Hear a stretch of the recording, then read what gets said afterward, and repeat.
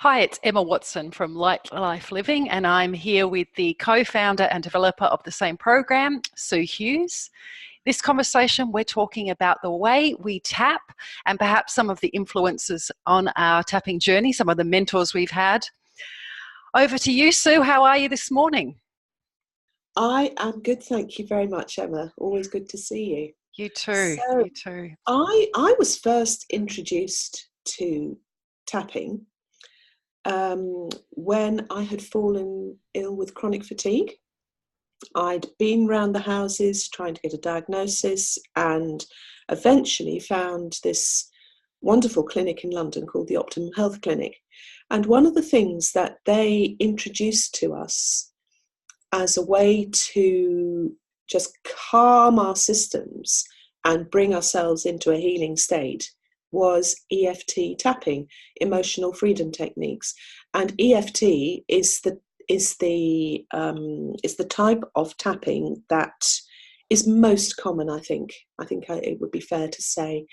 This isn't the time and place to talk about the history of tapping. People can It's look quite up. extensive, isn't it, Sue? It's quite an extensive history. Yeah. But basically, it is to when you tap on acupressure points on the face and on the upper body, that it's following really the acupuncture points from Chinese medicine.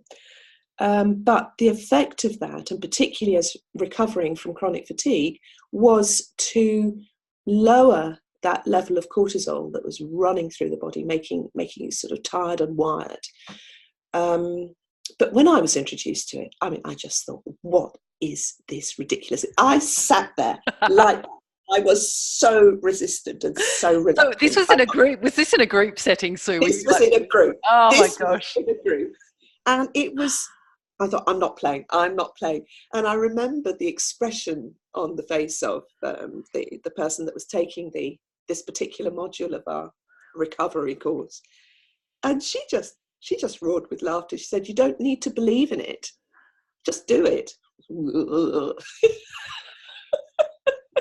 But I did. And, I followed the points and So you start eyebrow points. Do you do two, or you tend to do one side, or how do you do it? Well, it depends on whether my arm's aching or not. Okay. But you can do either both sides. One of the problems with chronic fatigue for me was that actually things for me, hanging up the washing was really hard. So I would tend to change. But you can use either side. So there's the eyebrow point there, then the side of the eye, then underneath the eye, underneath the nose, on the chin, and collarbone, just underneath, just a little bit below. Yes, you go right across. Yes, I just tend to focus just in the middle there. Yep. And then under the arm, I always call this the monkey pose. And I always call this, and we use the top of the head as well at that time. And I was called that, so I call it question mark, monkey, and monk. Oh, But that was my own. I like that. I like that.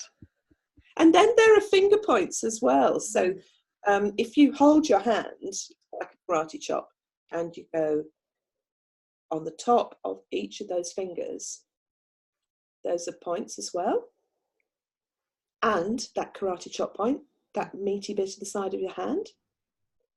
And another really helpful point for me, because people are different, aren't they? Which points they react to. Yes. There's that bit there, just in between your pinky and your ring finger, just down there, there's a little hollow. Yeah. Yeah. It's around there, yeah. And then back of the wrist, front of the wrist. Yes. Yep. There are other points as well. And in public in particular, there's one on the side of the thigh, which is really good. You can just look as though you're fidgeting. Yep. Just where your hands hang down, and you can tap on there. But basically, that any of the points, when they're stimulated, they'll calm down your system. Mm-hmm.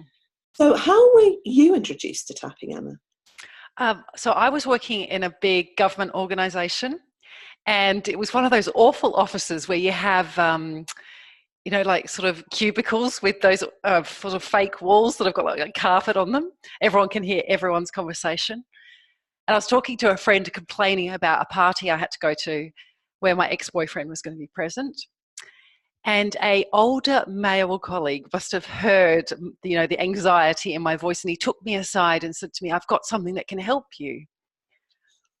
I had a lot of respect and time for him, so I was intrigued. What sort of packet was he going to hand you? That's the question. Yeah. So he took me off into this office and he said to me, "Oh, you kind of do this." And I was just like, my opinion of you is completely wrong. Like, you're a fruitcake. Like, how on earth can that do anything? But he was thoughtful enough to include, he printed off for me a manual that was available in those days. I don't even know if it still exists. It was the official manual on tapping. And he gave that to me. And there must have been an example in there about weight loss or using it for food, because I took it home and looked through it. And that was actually when I sort of started tapping on my food stuff.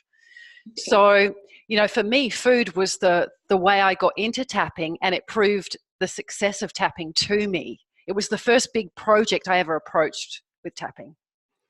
Interesting. Yeah. Yes. Just quickly rewinding to the incident in the recovery room. We were in groups, and we were, think about a physical pain that you're experiencing. As I said, well, I've got a pain in the neck, and then and so said, well, just I was being a pain in the neck. I was so resistant. Yeah. Well, whilst we're concentrating on other people's stuff, you just carry on tapping, and what come to you. And I was at the end of the queue. So, well, there's no point tapping now because my pain's gone away. And then I suddenly realised what I'd said. So everybody had a laugh at my expense, including myself. But actually, that was I wasn't looking for a convincer, because actually I didn't believe that it would work. Yeah.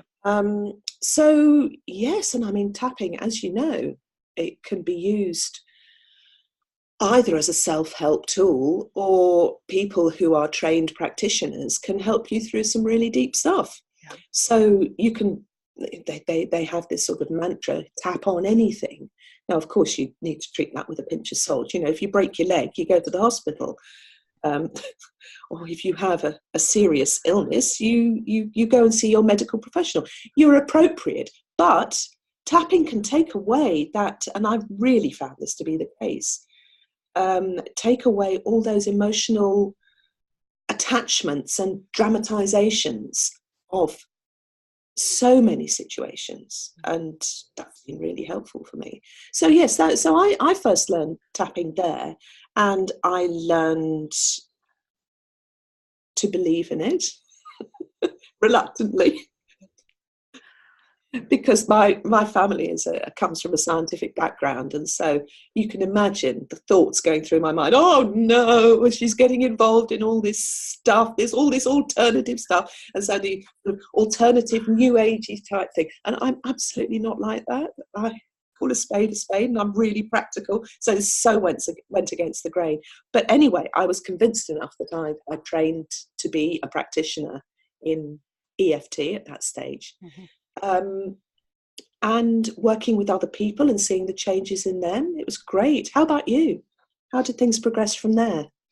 How did things progress from there? I signed up for various newsletters. I mean, I guess that the internet was just kind of in its, reasonably early stages back then. I remember I was dating my husband, and I didn't want him to think, I was too weird. I didn't want to expose my weirdness early in the relationship.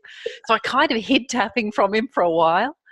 And then when I was brave enough, I found an article about people who'd use tapping to improve their golf game. And my husband plays golf once a week. And he used tapping, and still does use tapping with great success for golf, particularly, when you've played a bad hole and then you're moving on to the next one. And for probably about 10 years, it was the only thing he would use tapping for. He believed it worked for golf, and he didn't believe that really it would do anything else. And it's only been in the last handful of years that he has started being open to tap on other issues. Okay. So yes. It's fine. Yeah. Yeah. Yeah. It is something to get your head around. And once you've had some experiences of success, then, I mean, I certainly was then keen to use it on as many things as I could. Yeah. Yeah.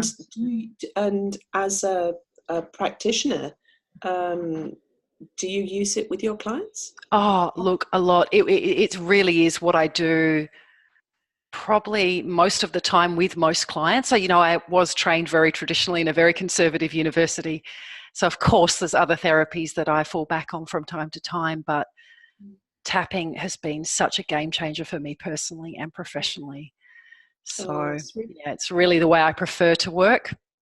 yeah. Yes. And I know, Sue, that you tend to have your finger on the pulse much more than I do on some of the research findings about tapping.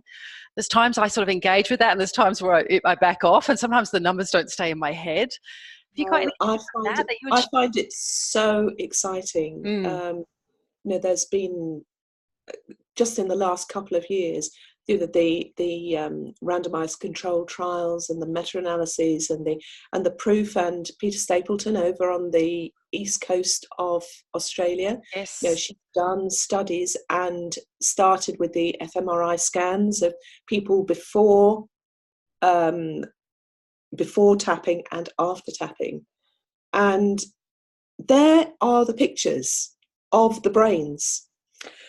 And you think, you can't argue with that. You can't argue. I find it so exciting.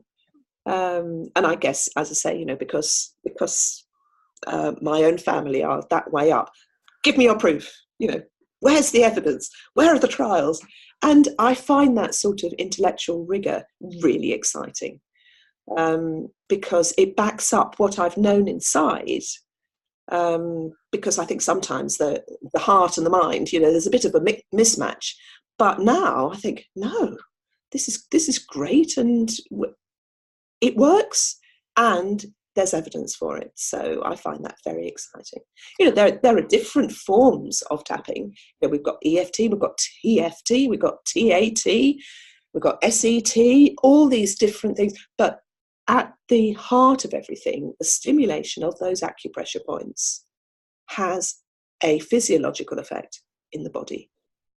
And use that with engaging with your emotions and your thoughts, and just tap.